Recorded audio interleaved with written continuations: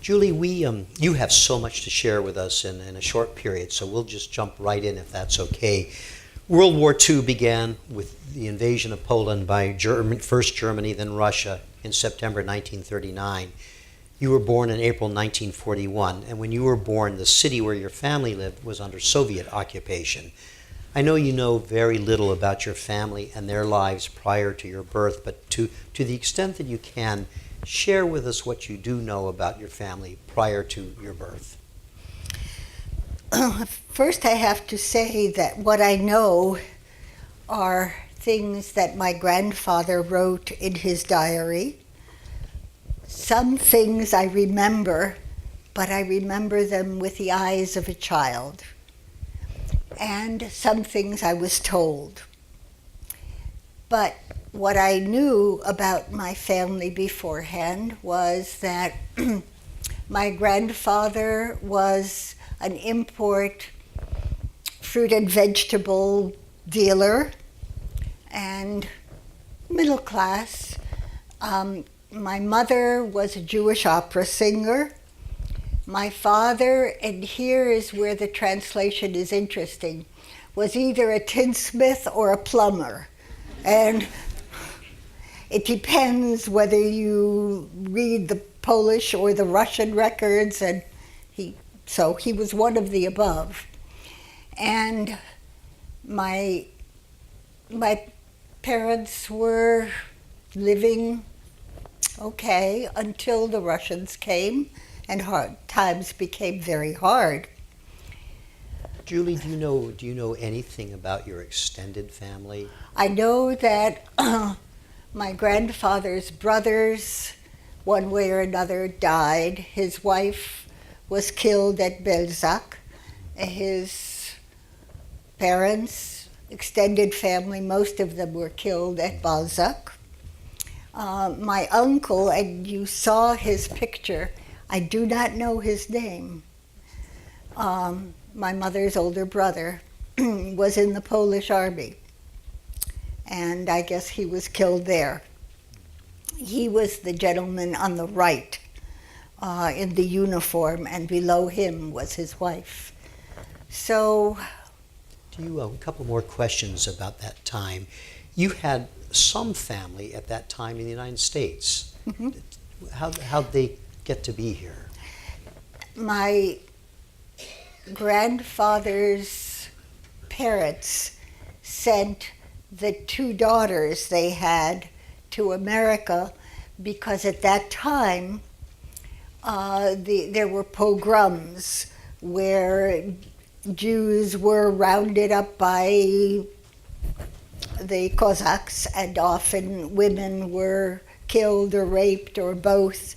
And so to prevent that, my grandfather's father sent his two daughters to America, and they settled in Brooklyn. I also had a great aunt, and I don't know how or why she came to America, but I remember that she and her twin brother came to America.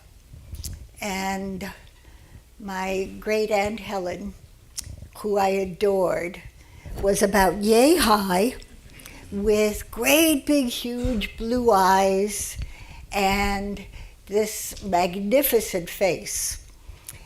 She had her twin brother who was a farmer, and of course had 5 daughters and was so disappointed, no sons to help him on his farm.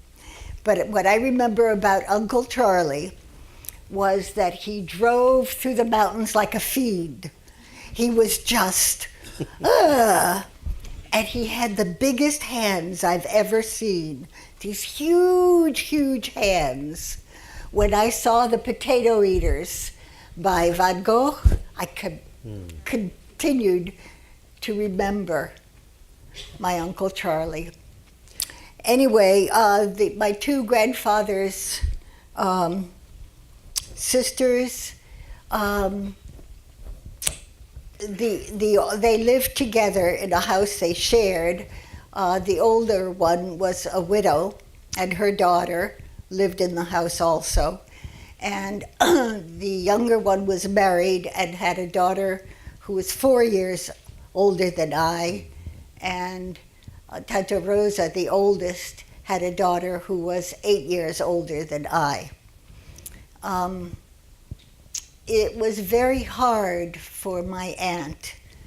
I think my grandfather guilt-tripped her and said, "Oh, you know, you will take my granddaughter." And I don't think she was looking forward to that. And I can't blame her. Here I was, this little heathen who grew up in a war, hadn't really seen plumbing before. My English consisted of 1, 2, 3, 4, 5, 6, 7, 8, 9, 10, period. And if anybody said anything else.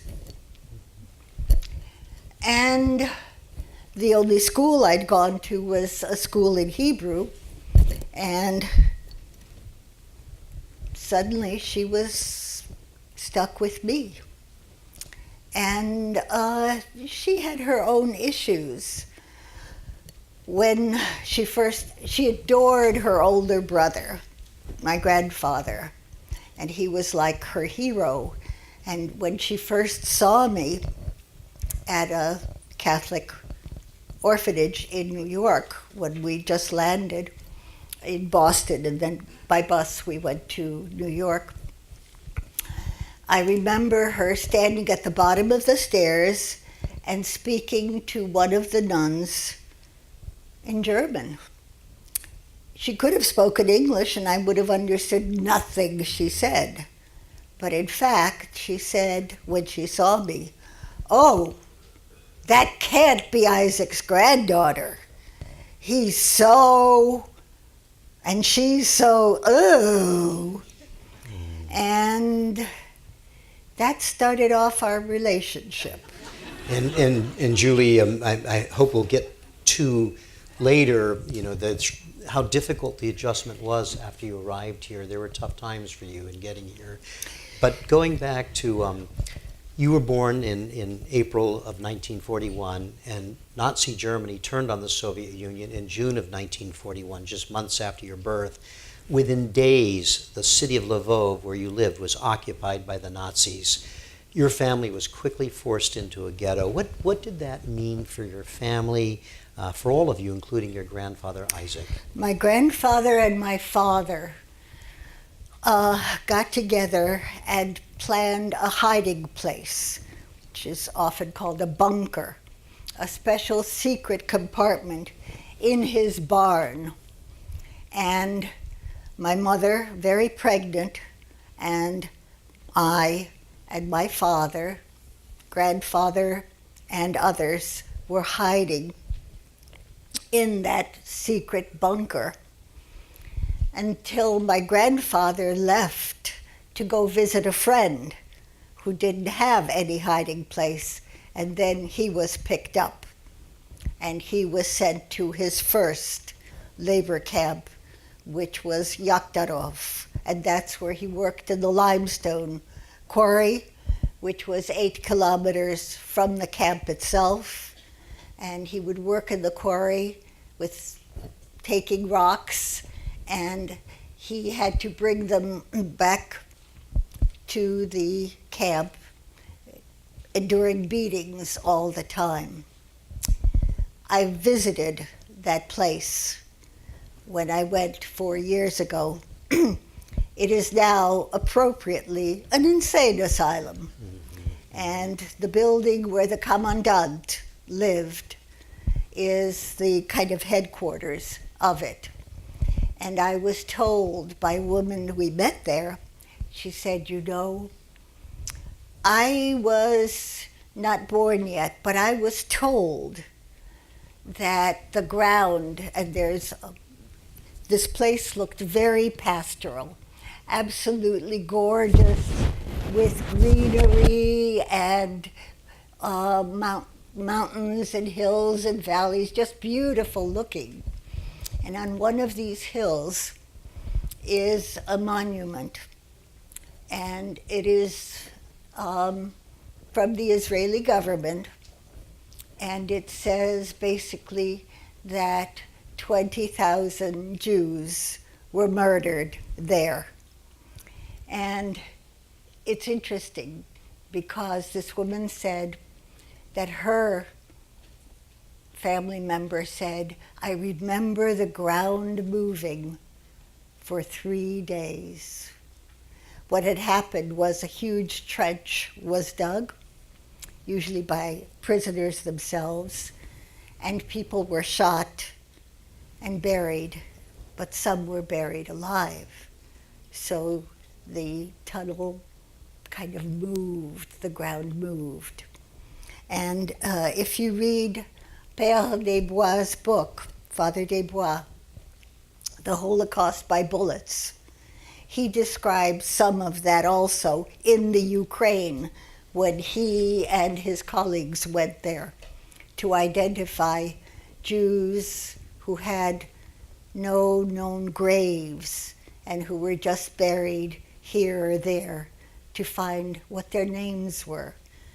Father Desbois had worked with Mother Teresa, and he remembered so well Mother Teresa saying, "Everyone deserves a name."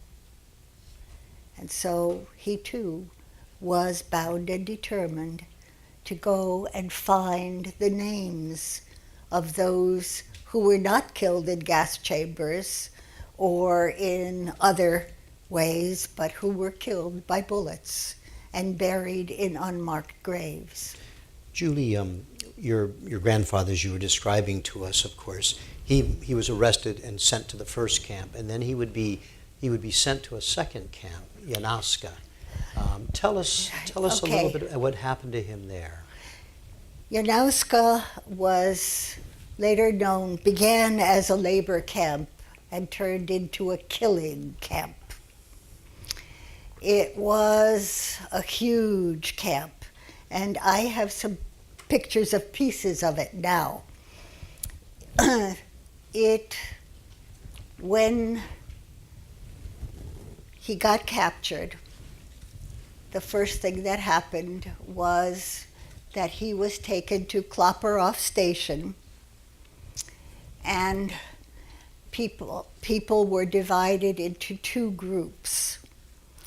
And able-bodied men were put on one side, women, weak-looking, or anyone who had any handicap, or children were put into another side.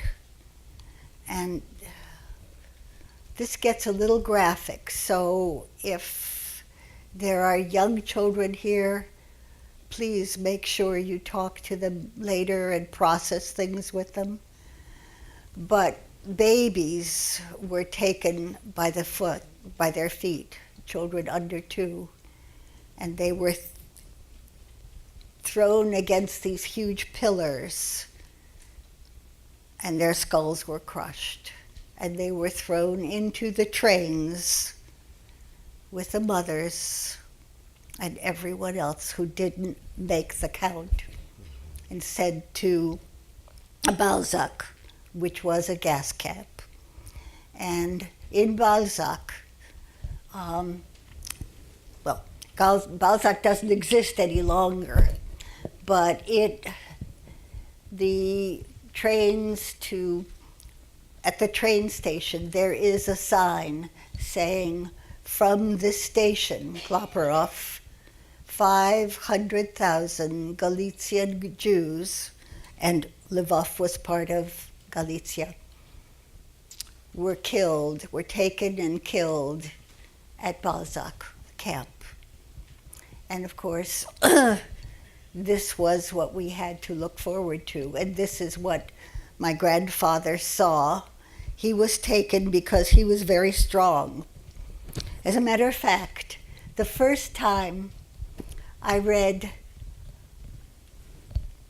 about Jean Valjean, Les Misérables, I kept thinking of my grandfather, because Jean Valjean basically was found because he was so strong that he could lift a cart, which he did to save someone's life. And my grandfather could lift a car. And so he was my everything. He was taken because he could be a good worker. He lost 100 pounds. One of his friends, he watched one of his friends expire in agony because he was hung by his feet until he died. Your grandfather was whipped viciously in one particular Yeah, case. he was. He had said to the commandant that, you know, these beds, so-called, wooden slats, would hold 8 people at most, but not 16. And the commandant was so irritated that a Jew dared to talk this way to him that he had my grandfather receive 100 lashes. And the rule was, if you refused to give the 100 lashes to whoever, and it was usually a Jew who was forced to do this, you got 200 and the Jew got killed immediately. Well, my grandfather was black and blue, and that night he was, of course, in agony, but his fellow prisoners had gotten cold, wet material and put it on his back and his body. And so the next morning, when he got up for what is called the appel, which means the head count, the commandant came by and said, "Oh, you dog, you're alive. I expected you to die. Die, Jew dog, die." And this commandant had a habit of shooting people in the head. If he didn't like where your Jewish star was sewn on your jacket or your pants, he'd shoot you in the head. So the reason it was called the killing camp is 200,000 Jews were killed from that camp. Janowska. And your grandfather, despite what he went through, ended up escaping from there. Tell us about his escape. He was told that the next day, because he had lost 100 pounds and of course a lot of his strength, he was told that he would be taken to the back and shot the next day. So he decided to escape.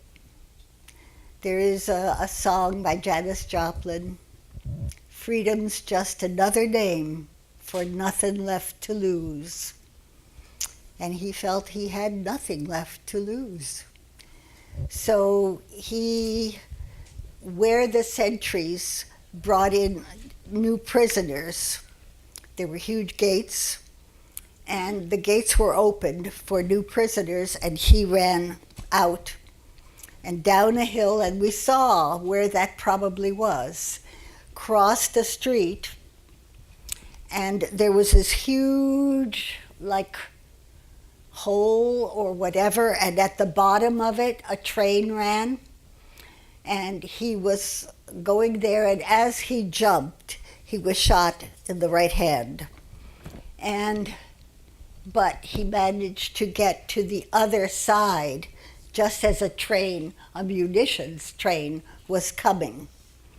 And so he ran with the train and his life was saved. But he had a bleeding hand, he had a thin cotton uniform, the concentration camp uniform, and no shoes because his feet were so big.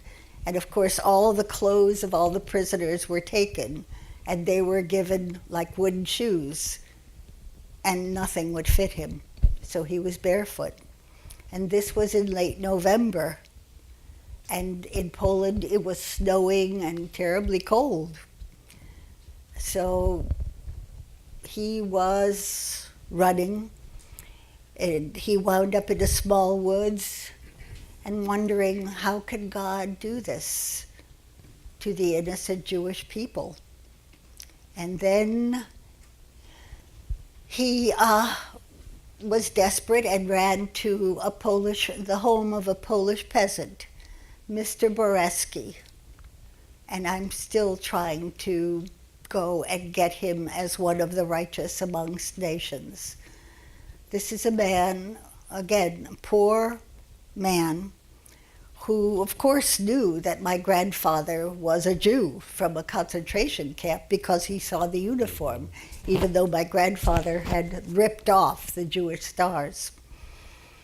And he bandaged he put mercurochrome on my grandfather's hand, bandaged it, gave him warm clothing and some food, and said, "Look, go sleep in my barn." My grandfather said, "No, I can't do that, because in Poland, if you were a non-Jew who helped a Jew, your family was hung in front of your eyes, and they were left on lampposts. Then you were shot, and then the Jew was killed." So my grandfather was very unwilling to do this. And the man said, "Look, I'll leave the barn door open, and if the Nazis come, I'll say, 'Who knows who goes in my barn?' The door was open." So that's where he spent the night. The following day, Mr. Boreski gave him a shovel, some fruit, and 3 breads and salt, and took him. They wrapped his feet in rags because, of course, nobody had shoes to fit him.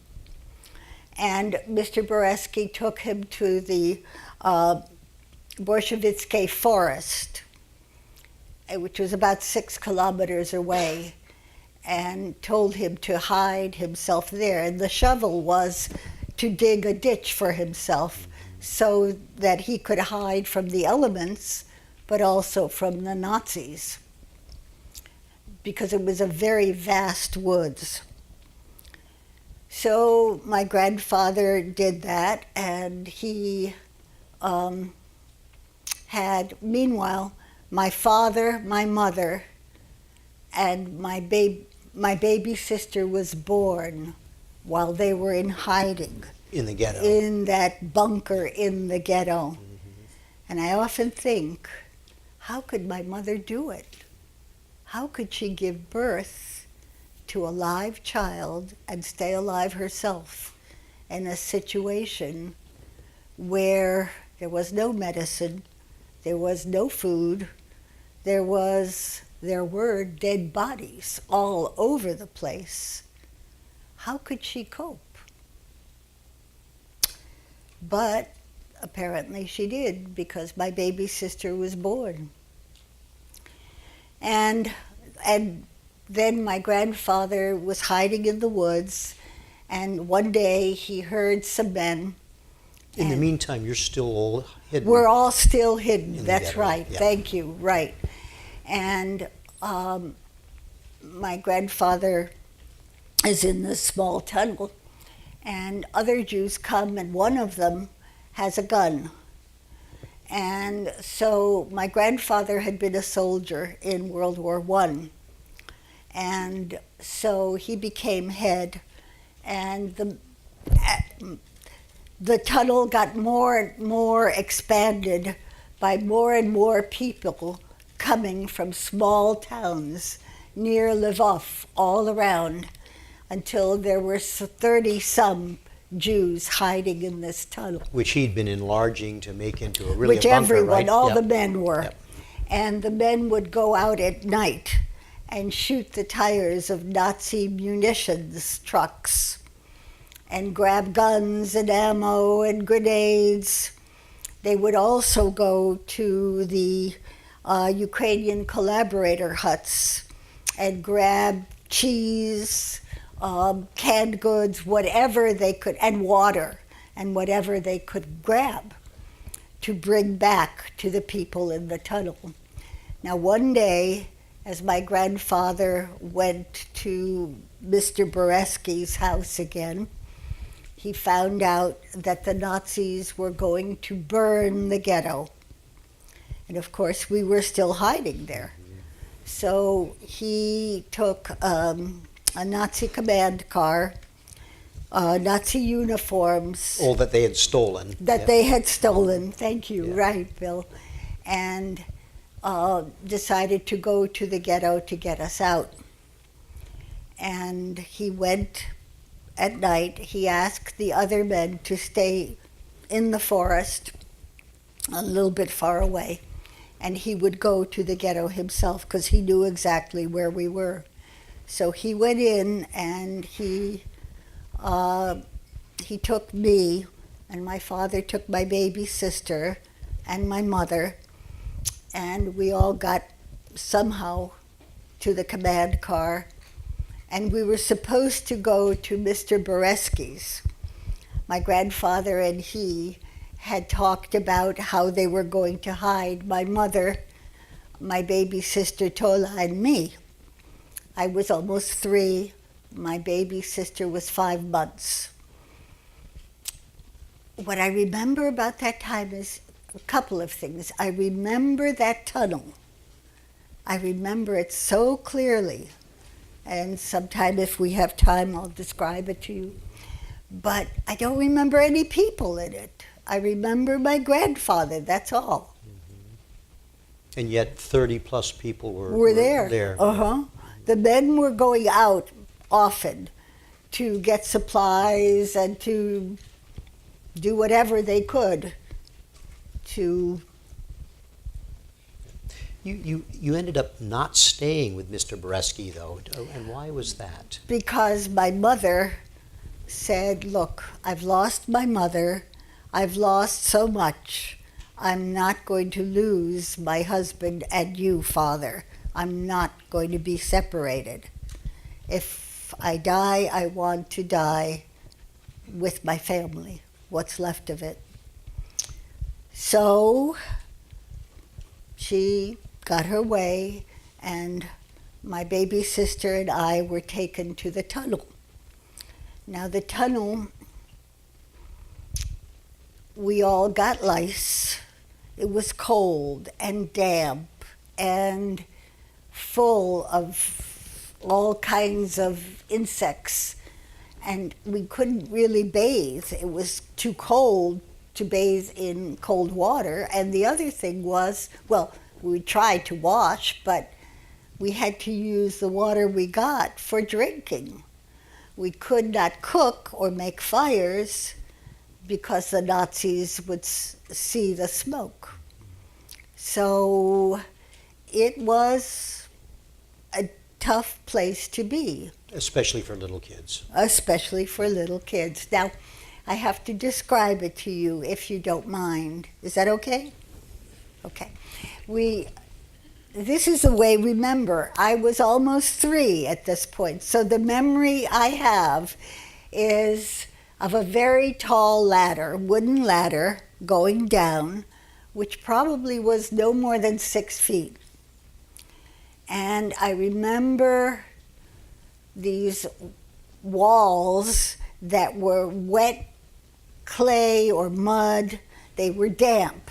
And I remember feeling my way, and there was one kind of long room, and everything, I remember that clay, that cold, damp clay, and at the end of that room was a round, wooden, splintery table, and on it squatted a fat candle, and that was the source of light. And I remember touching my way around and feeling all that. And then there was like an archway to the side. And in that archway was another room, much smaller than this one. But what I remember about it was dark, and I remember touching or trying to touch something. And it was the first time my grandfather raised his voice to me, and he raised his hand, and Yulichka, don't touch. And he was about to smack my hand. Now, my grandfather was my darling, and I was his. And he never raised his voice, much less his hand, to me. So I was shocked.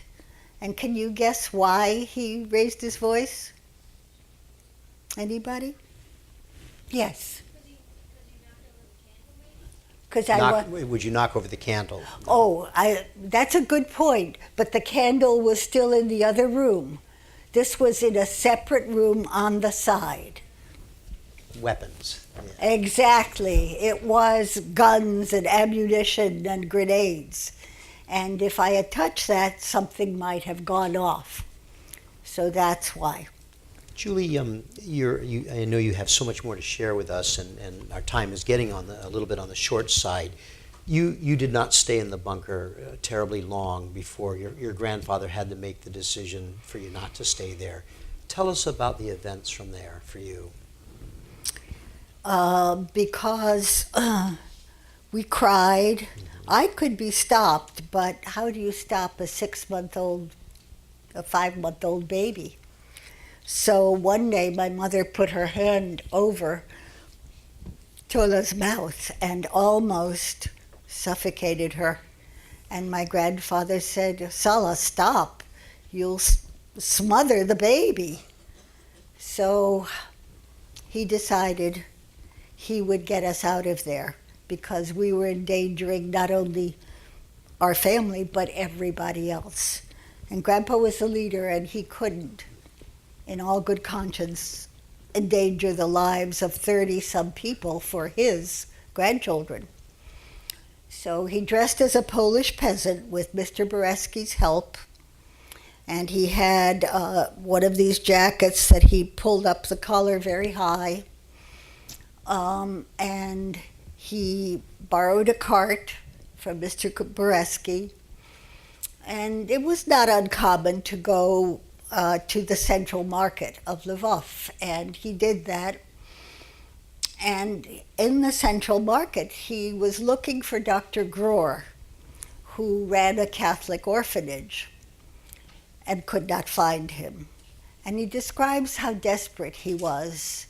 He couldn't find him, and he didn't know what to do.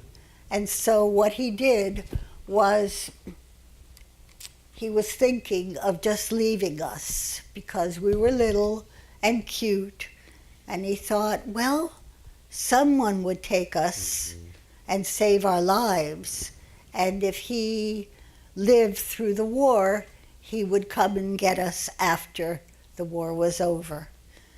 And just at that point, he ran into a woman who had been a neighbor of his, a Polish Catholic woman. And her name is on the wall of the Righteous Amongst Nations, Lucia Nowicka Eisen. She is the woman who saved our lives. She became my pretend aunt and Tola's pretend aunt. Supposedly, Tola and I were her sister's children, and her sister was from a small town nearby, and her sister had been killed. There was a lot of fighting at that point between Poles and Ukrainians, and they were Polish, and they were supposedly killed by Ukrainians. And so he said, Lucia, can you take the babies and save their lives? And she said, Pan Eisen, I no longer have my own home. I live as a live-in housekeeper for a retired engineer and his wife in the country. So I'd have to ask Mrs. Schwarczynski if I could take the children. So she did, and could she bring her nieces? Her sister died, and she had to take care of them. And Mrs. Schwarczynski said, sure, why not? And so we came there as her nieces. My grandfather, as Bill had mentioned to you, took her husband's, dead husband's, papers and became, instead of Isaac Eisen, he became Stanislav Nowicki. 6'2", hazel-colored eyes, about 220 or so pounds, so he could pass. And at that point, Lucia lived as this housekeeper who took care of the cooking, the cleaning, the skinny horse, the skinnier cow, and she was there. And my grandfather was in the area working at various farms, trying to get a potato here, a chicken there, anything to bring back and help. Had he gone back to the bunker yet? Not yet. Okay. He had not gone back to the bunker yet. Then someone on the street, a woman down the street, said that Lucia Nowicka, housekeeper for the Schwarczynskis, was hiding Jewish children. Now, the Gestapo came to question her and took her for questioning, which meant she was imprisoned and tortured. When my grandfather came back to the house, he couldn't find Lucia, and Mrs. Schwarczynski was kind of beside herself. So he said, "What's going on?" Well, Mrs. Schwarczynski said that the Gestapo took her housekeeper and she doesn't know why. And so Grandpa said, "You know, Mrs. Schwarczynski, you're a friend of the wife of the governor, Nazi governor of Lwów." Now, the Nazi governor of Lwów lived in the house next to the Schwarczynskis. So there were soldiers all around, and so my grandfather said, "Well, can you talk to the governor's wife and find out what's going on and get Lucia back?" And while she was gone, by the way, Mrs. Schwarczynski could not cope with a little tiny baby. She was old, and she had a house to take care of, and all this cooking to do, and these animals. And so she went to the governor's wife and said, "Look, they took Lucia, and I don't know why, and I really don't know what to do without her, because I can't do all this." Meanwhile, before this happened, my grandfather decided to save Tola's life by taking her at 6 months old to a Catholic orphanage run by Dr. Grohr, who was a professor of pediatrics at the university and also a pediatrician who ran this children's home. He changed her name from Tola Weinstock, Jewish child, to Antonina Nowicka, Catholic child, 6 months old, blondish hair, blue eyes, and paid 3 months in advance, and thought, well, at least one of us will survive the war. And he came back, and then he talked with Mrs. Schwarczynski about approaching the governor's wife to get Lucia back, because he was terrified that the Gestapo was going to kill her or torture her so badly that she would tell that we were all Jewish and that the people in the woods were Jewish as well.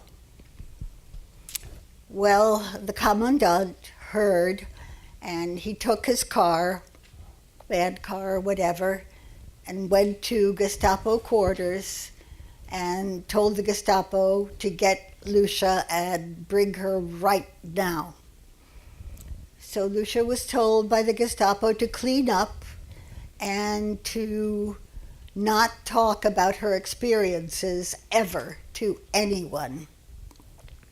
And she came back to the Schwarczynskis' home to resume her duties. And as I say, she had been tortured. So she was a little bit high-strung after this. And had a hard time. But she had stuck to the story that But you were she her nieces. absolutely, and didn't tell anything about anything. And my grandfather felt, well, okay, one child was safe at the children's home. I was safe where I was. Now he had to go to the woods and check on how everybody was doing in the woods. It was now April, right around my birthday. And it was 1944. And he went to the woods, and at first he thought, something's funny, this tunnel has been disturbed. And then he found the bodies, and he thought maybe it was our own grenades or whatever. And then he and one other man who had gone to work with the resistance found that all the bodies had bullet holes. So he and this other man said a prayer for the dead and buried all 30-some people in that same tunnel in the Bolshevitsky woods. And there my parents lie in an unmarked grave somewhere in the Bolshevitsky forest. When we went back, my husband and I, in 2013, we were going through the Bolshevitsky forest and trying to find these huge depressions. And we found lots of depressions, but No way to know. no way to know. Right, no way to know. So, So your grandfather's there. He's just buried his daughter and son-in-law and your parents and many others, and now he makes his way back to Lucia and the Szwarczynskis. What happened then? Then he was now living there with Lucia. As her husband. As her husband. And pretty soon, 2 months later, the Russians came and liberated us. And the war was over for us. And then we started he started looking for my sister. And the children's home, the roof had been bombed, and she had been moved to a different town in Poland. And he went there and looked for her. Nothing. And so at that point, he decided to try other places. He heard that the children, 80 of them, were broken into 2 groups. 40 went to Western Europe somewhere, and 40 were taken to Hungary. Now, at that time, you could not get into Hungary at all. It was tight with the Russians, so couldn't get in there at all. And he went everywhere, to Germany, to France, to Austria, to you name it. Could not find any trace of these 40 children. And we've been looking ever since. Then we were living in a DP camp, our 3rd one now. Which is a displaced persons camp. Or delayed pilgrims. So we were indeed delayed. Okay.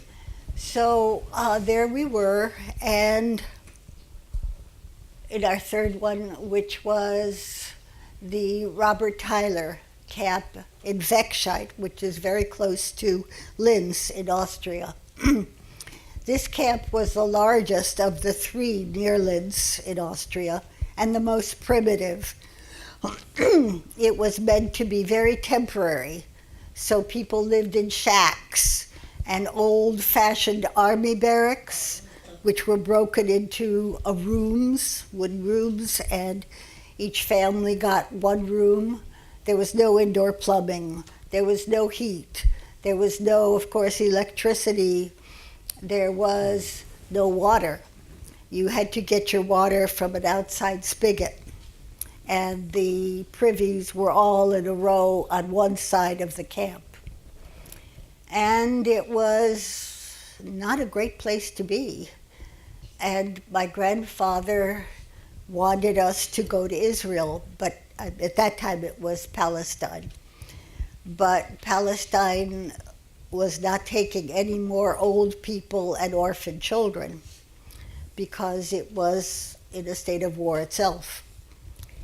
And so he tried for America, but you could not get visas to America at all, except if you were an orphan and you were born between certain years, you could come to America. Well, I qualified. I was 7 years old. Grandpa sent me to America so I could have a better life. I could have food and safety and shelter and disease-free. And So you traveled here by yourself without any family members? I traveled with a group of orphan girls. I was the youngest by 5 years. Grandpa talked to a 13-year-old girl and asked her to be in charge of me, that I was little and he was going to be so sad, and I was all he had left, and would she look after me? Do you remember anything about how you felt at that time? Yes, so I remember that very clearly. Before we came to America, we had to have all kinds of shots and immunizations, and so we were in a series of different orphanages.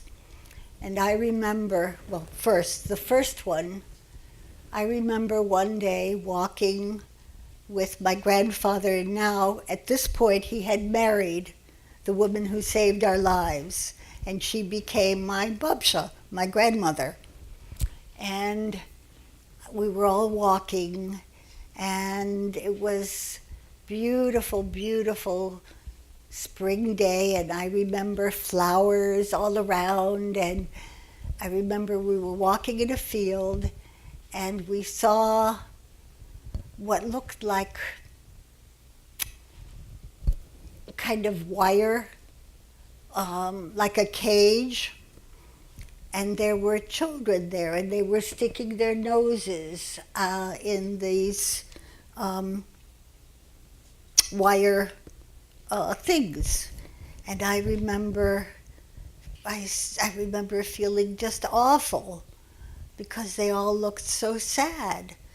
So I remember taking Jaju's hand and tugging at him and saying, "Jaju, you won't put me there, will you?" And he said, "No, Yulichka, no, I won't." I said, "Promise." He said, "Okay, I promise." A week later, we were at the entrance of this home, and I was put into it. And I felt totally betrayed. I felt terribly lonely and not wanted. At this point, I remember I told you that Babsha was a little bit, her mind was affected when she was tortured, and she couldn't cope with the fact that she was losing me. So I remember her bending down and saying to me, whispering, "See how terrible you are? Even your Jaju doesn't want you." And I was so sad. And I was, we went from one orphanage to another, and I stopped eating. I was just kind of wasting away, I guess, because one of the nuns said to another one, "We better call the grandfather. She's not going to live." So they called my Jaju, and he and Babsha came. And Jaju gave me my first real toy, a China doll with eyes that opened and closed. And he gave a dozen oranges to the nuns and some to this girl who he wanted to watch me. Now, oranges were priceless at that time. Nobody had oranges. And he kissed me, and I remember I got on the ship, and the ship was an old naval vessel that was converted to take 800 plus passengers to Boston, America. And I thought, I was very lonely. We girls slept on, are they called hammocks? Hammocks. And there were 4 of them. And I slept on the bottom one because I was obviously the shortest. But what I remember is something moving all the time and terribly seasick. And I remember a terrible, terrible toothache because in DP camp, anything American was wonderful. So what did we get? Coca-Cola. What did we live on? Coca-Cola. Well, it did a number on my teeth, I guess. So I had this massive, massive toothache. And my friend talked to one of the nuns, and the nuns put oil of cloves on it. And to this day, when I smell oil of cloves, I remember that feeling on that ship. But it took 8 agonizing days to go from Bremen to, at that point, Boston. And just as an aside, in 4th grade in America, we were studying geography, and our teacher was pointing out, this is the distance between this and this. Well, the distance between Bremen and Boston was this big, okay? And it took 8 days. So I decided geography lied.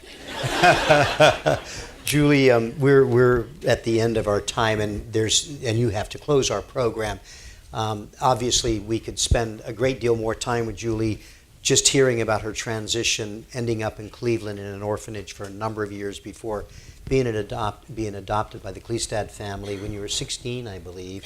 I was 16. And then later, of course, your grandfather and Lucia would come to the United States, and I wish we had time to hear that. But the one last thing I would like you to share with us is you lost your parents so young in a terrible way. You do not remember them, but you told me that there is a song that for you evokes the memory of your mom. As I mentioned to you, my mother was a Jewish opera singer, and she had a gorgeous voice. And what I remember about my mother are, yes, that song, If in Pepperdick, if I'm saying it correctly, is the song. It's a Yiddish lullaby, and very, very beautiful. And I remember that she was soft and cuddly, and she smelled milky. That's all I remember about her. And I guess she must have smelled milky because she was nursing my baby sister. And she was soft and cuddly and had this gorgeous voice in contrast to Lucia. Lucia, I have to describe as a woman who could swear in 30 different languages. But not sing lullabies? Oh, I asked her to sing a lullaby once, and I got this croaking sound of a bar song. And I said, oh, never mind. And that's when I noticed that there was a difference. Then she was also very, very thin and bony, and my mother was nice and soft. So one day she had me in her arms and was taking me on a bus and saying she was my mother, and I said, "You're not my mother." Julie, Julie's going to close our program in just a couple of moments. It's our tradition at First Person that our first person has the last word, and so Julie will close the program. Before she does, first, we didn't have a chance for you to ask questions of Julie, but when we're done, when Julie finishes in a moment, she will remain on the stage, so please absolutely feel free to come up on stage afterwards. Just say hi to her, give her a hug, get your photo taken with her, or ask her the question you want to ask her. We really do urge you to do that if you want to do that. We'll just have you come up on the stage if you don't mind. I want to thank all of you for being here. Remind you that we'll have first-person programs each Wednesday and Thursday until the middle of August. We hope you can come back sometime. If not, in future years, just look on the museum's website and you'll see the schedule for us. We run between March and August of each year. As I said, it's our tradition that our first person has the last word. So, Julie. Well, I feel very, very fortunate. I have been so lucky in my life. I have had help when I thought I'd never have help, nor did I want it at times. But I was so fortunate to meet people and have them in my life who made life worthwhile and living. And my work in the Holocaust Museum is so great because I get to meet all these wonderful young people who are so super. They're smart, they care, they're dedicated to humanity and helping others, and I think, wow, are we ever fortunate to have such wonderful, fabulous young people. And I look at my 3 grandsons, and they fit the bill too. So I feel extremely fortunate that I get to have contact with these wonderful young people, including Winston here. We worked on a project together, and he's fabulous. So thank you all very, very much.